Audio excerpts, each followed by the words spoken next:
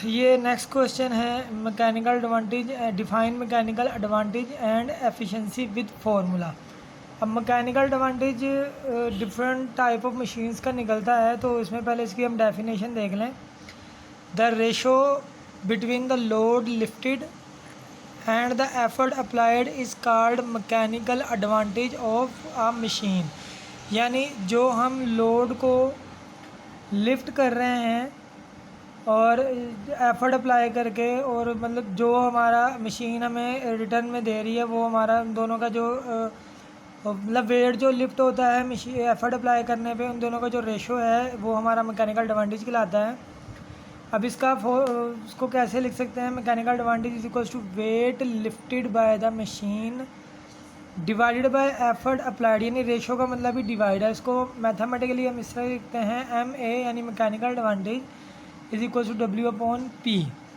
अब हम एफिशिएंसी की बात करेंगे, तो एफिशिएंसी है the ratio between the useful work done by the machine यानी output to the work done on the machine यानी इनपुट इज़ कॉल्ड एफिशिएंसी। यानी क्या हो रहा है कि जो भी वर्क कर रही है, जो वर्क करके मशीन आपको in the term of output दे रही है, उसको हम डिवाइड करते हैं जो हमने इनपुट दिया होता है उसको। तो ये चीज़ आपकी एफिशिएंसी कहलाती है। इसको लिखते हैं efficiency is equal to useful work done by machine divided by work done on the machine. और useful work done by the machine होता है आउटपुट, और work done on the machine होता है इनपुट। अब यहाँ देखा मैंने लिखा है efficiency is expressed in percentage, यानी हमारे पास जो एफिशिएंसी आएगी हमने उसको परसेंटेज में लिखना है। तो उसके लिए हम सिंपल इसके साथ मल्टीप्लाई बाय 100% लगा देते हैं। ये एक और क्वेश्चन है हमारे पास, define lever also state its principle and drive formula for mechanical advantage of lever. तो पहले हम लीवर की बात करते हैं। स्ट्रॉन्ग वुडन और metallic bar which can be rotate about a point is called lever. अब यहाँ मैंने डायग्राम बनाई है, पहले मैं इसको एक्सप्लेन कर दूँ कि एक लकड़ी या कोई भी मेटल का बार जो बहुत हार्ड हो, स्ट्रॉन्ग हो, मजबूत हो, जो किसी एक ख़ास पॉइंट के गिर्द घूम सके, उसको हम क्या कहते हैं? लीवर। अब डायग्राम से देखें, ये वो पॉइंट होता है जिस पर लीवर घूमता है, इसको हम फलक्रम कहते हैं। यहाँ पर वेट है जिसको आप उठाना चाह रहे हो, यहाँ एफर्ट जो आप अप्लाई करते हो तो वेट इससे उड़ जाता है।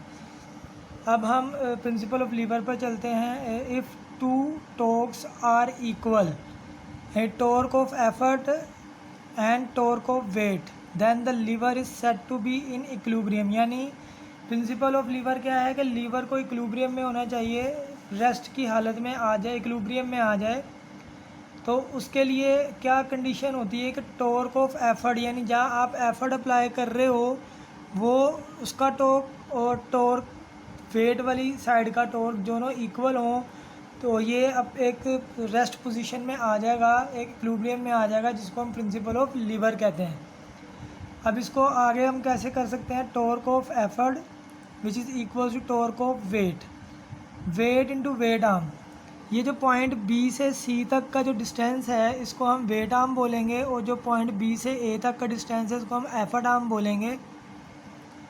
तो यहाँ पर वेट आर्म बी सी है, और यहाँ पर जो हमारे पास एफर्ट आर्म है ये हमारे पास ए बी है। अगर हम इसका मैकेनिकल एडवांटेज निकालना चाहें तो हम इसी से आगे कंटिन्यू करते हैं। वेट की जगह डब्ल्यू, वेट आर्म हमारे पास है बी सी, एफर्ट हमारे पास है P, multiply by effort arm जो है वो है हमारे पास ए बी। अब जो नॉर्मल हम मैकेनिकल एडवांटेज पढ़ के आए हैं वो होता है डब्ल्यू अपॉन पी। तो अब हम यहाँ से क्या करेंगे, ये पी जो इधर मल्टीप्लाई हो रहा है तो डब्ल्यू के पास आके डिवाइड होगा, तो यहाँ पे हमारे बच रहा है ए बी, और ये जो बी सी है ये इधर मल्टीप्लाई इधर आके डिवाइड होगा, तो A B divided by B सी।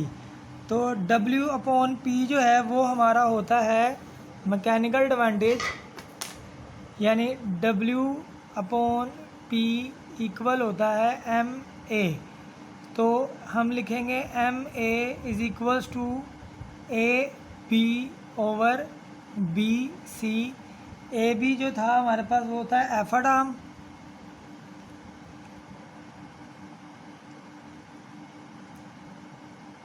और BC जो है वो हमारे पास है वेट आर्म।